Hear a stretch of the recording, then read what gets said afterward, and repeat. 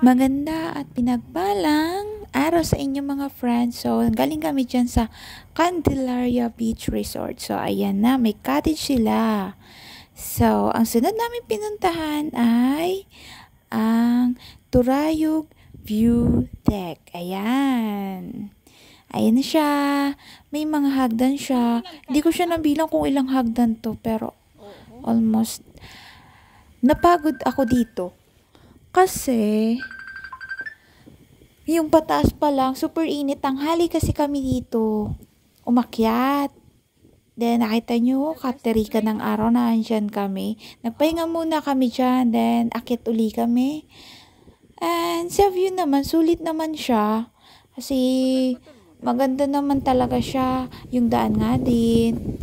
Medyo mahirap. Tas, maulan-ulan pa. Yan.